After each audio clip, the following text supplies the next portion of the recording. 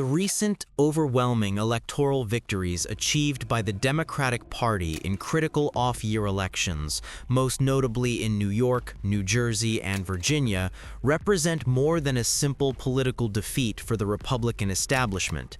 They signal a profound electoral catastrophe rooted not in the inherent strength of the Democrats, but in the internal failure and self-sabotage of the Republican Party itself. This is FPV Explainer, where we break down the most fascinating stories in drone warfare, global affairs, and U.S. domestic politics. If you're enjoying this deep dive, hit the like button, subscribe, and drop a comment telling us what topic you want to see next. Your feedback shapes our future videos and keeps us bringing you clear, detailed analysis from the front lines.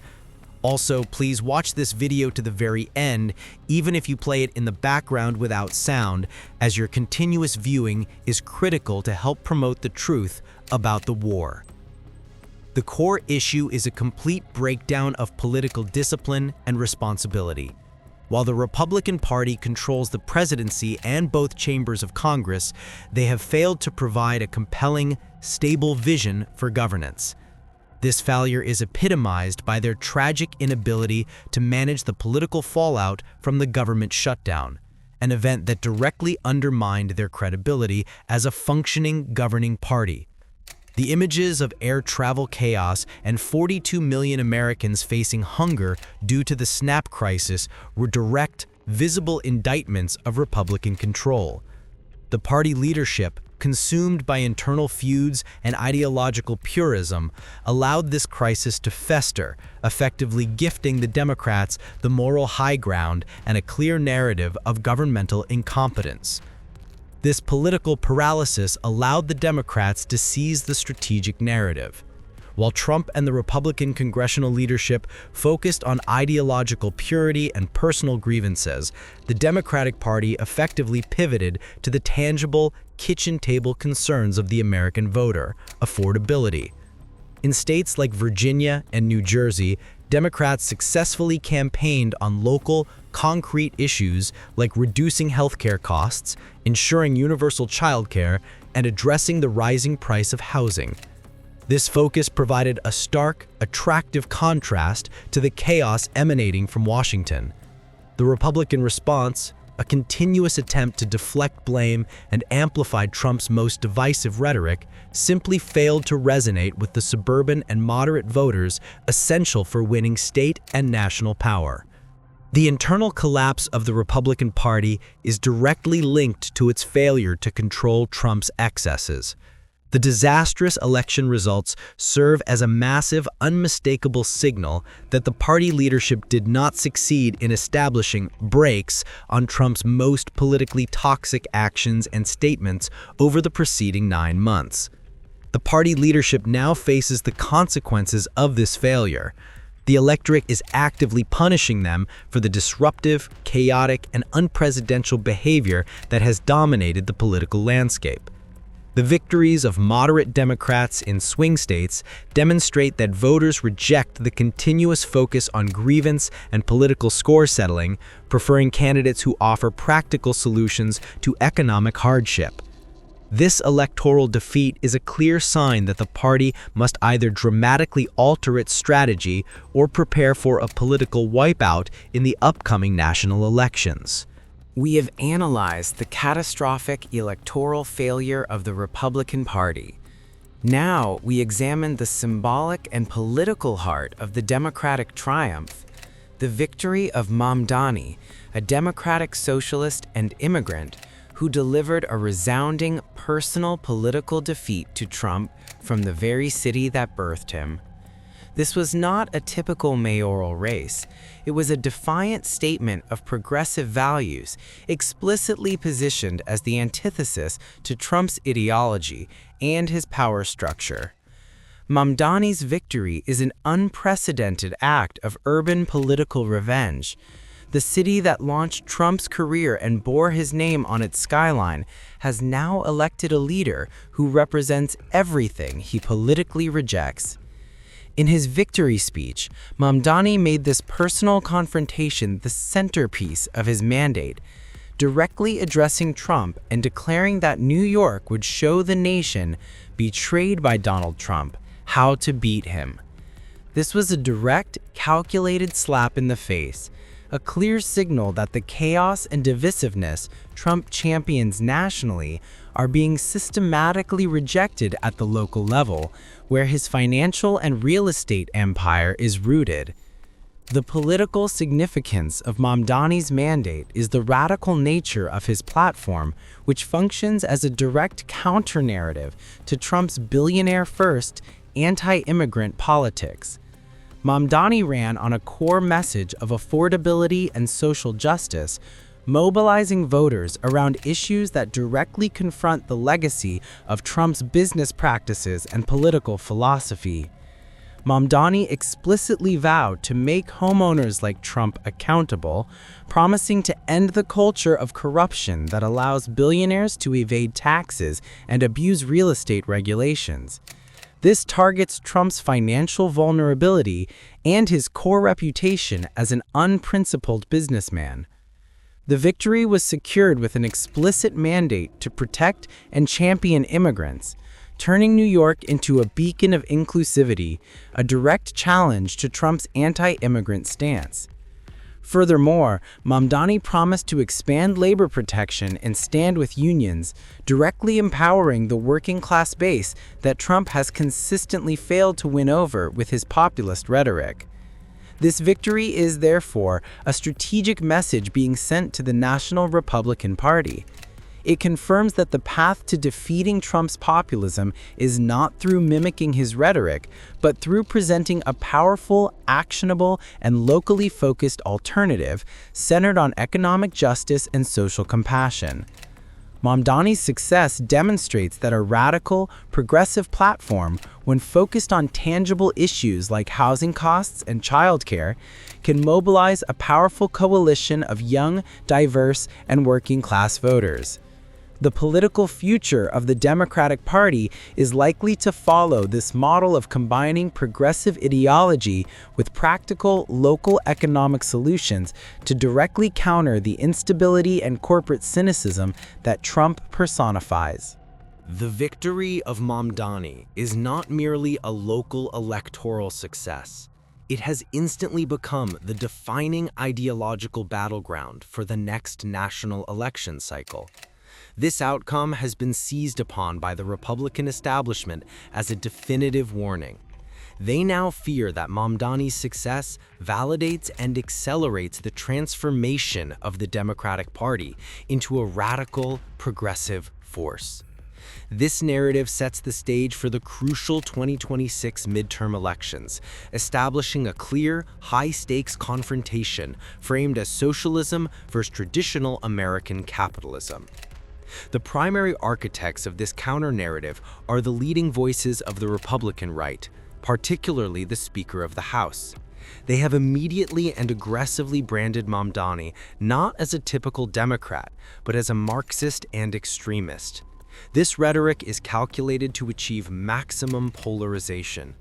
The goal is to paint the entire Democratic Party with the same broad brush, arguing that the party's moderate facade has cracked, revealing a core ideology dedicated to big government socialism and the erosion of traditional American values. For the Republican base, this is the existential threat made real.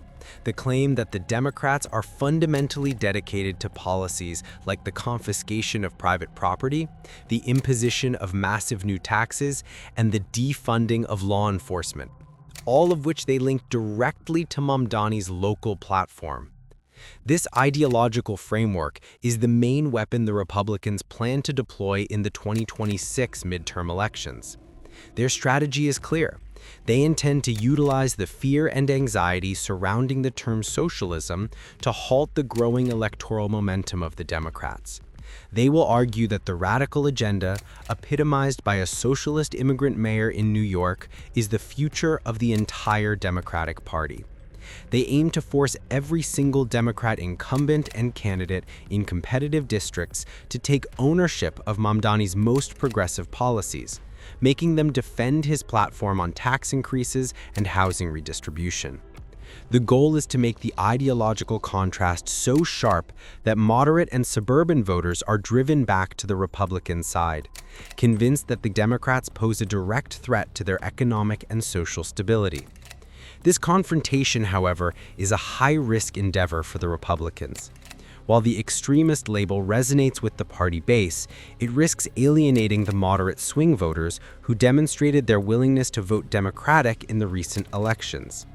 Furthermore, this focus on ideological purity neglects the core issue that drove the Democratic victory: affordability. Mamdani's success was not achieved by simply shouting socialism. It was achieved by applying progressive principles to solve tangible economic problems like childcare costs and housing prices. By focusing solely on the extremism of the label, the Republicans risk ignoring the economic grievances that motivated the electorate to vote for change, allowing the Democrats to maintain the political advantage on the critical issue of household economic security. The ultimate aim of the Republican response is clear: to prevent Mamdani's model from becoming the national template for the Democratic Party.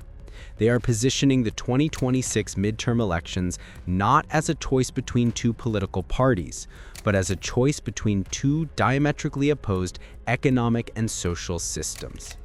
The recent electoral catastrophe for the Republican Party, the stunning sweep by Democrats in key state and local races, has triggered an immediate and critical shift in Trump's strategic focus. This is not a calculated pivot informed by foreign policy doctrine. It is an instinctive, self-preserving reaction by a political leader whose primary motivation is the preservation of his own image and the absolute necessity of political victory. The overwhelming defeat has instantly hijacked Trump's attention from Ukraine and the global stage, and redirected it entirely toward domestic vengeance. The core consequence of these election losses is the overwhelming pressure Trump now faces to demonstrate political competence and reassert his control over the Republican Party apparatus. For a leader whose entire political identity is built on the concept of winning, these defeats are existential threats that demand immediate retaliation against the domestic enemies who inflicted them. Trump has publicly attributed the losses to his own absence from the ballot and the political baggage of the government shutdown, acknowledging a significant failure of his political brand. This failure instantly elevates the importance of the next election, the 2026 midterms, and diminishes the urgency of complex, remote foreign policy issues like the war in Ukraine. This sharp pivot poses a distinct risk to global stability. Trump views the war in Ukraine not as a moral imperative or a strategic necessity, but as a political irritant, an unresolved problem that distracts from his domestic agenda and, crucially, deprives him of a quick, boast-worthy victory. To clear the deck and concentrate his considerable energy and political resources on settling scores with his domestic rivals, the Democrats who just dealt him a painful blow, Trump may now be strongly tempted to quickly sever the Gordian knot of the conflict. The most likely form of this quick exit would be a forced ceasefire or freeze along the current line of contact. Trump may calculate that achieving a suspension of hostilities, regardless of how unstable or unjust the terms are, would allow him to claim a political victory at home. He ended the war that bogged down his predecessors. Such a move would remove the Ukrainian conflict as a damaging political liability before the 2026 campaign begins. This focus on an immediate, transactional win would supersede the long-term strategic consensus of the West, which understands that a frozen conflict only gives time for Putin to rearm and attack again. Trump's primary goal becomes the appearance of success, enabling him to fully redirect his considerable political machine toward crushing the Democratic opposition that just humiliated him. The fate of Ukraine in this scenario is secondary to Trump's pursuit of political vengeance and electoral redemption. We have analyzed the immediate political shockwave of the recent election results, but the final, critical lesson for American politics runs much deeper than mere partisan victory. The overwhelming success of the Democratic Party in critical state and local races provides an unmistakable strategic blueprint. The power of local economic issues has decisively defeated the politics of national, emotional grievances and populist spectacle championed by Trump. The central takeaway is the electorate's firm rejection of Trump's national, emotional rhetoric. His continuous focus on ideological battles, personal victimhood, and broad national grievances, the culture wars, failed to resonate with the vast majority of voters facing tangible economic hardship.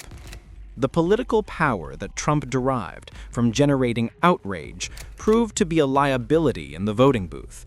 Instead of being energized by national spectacle, voters were motivated by urgent, daily, local anxieties.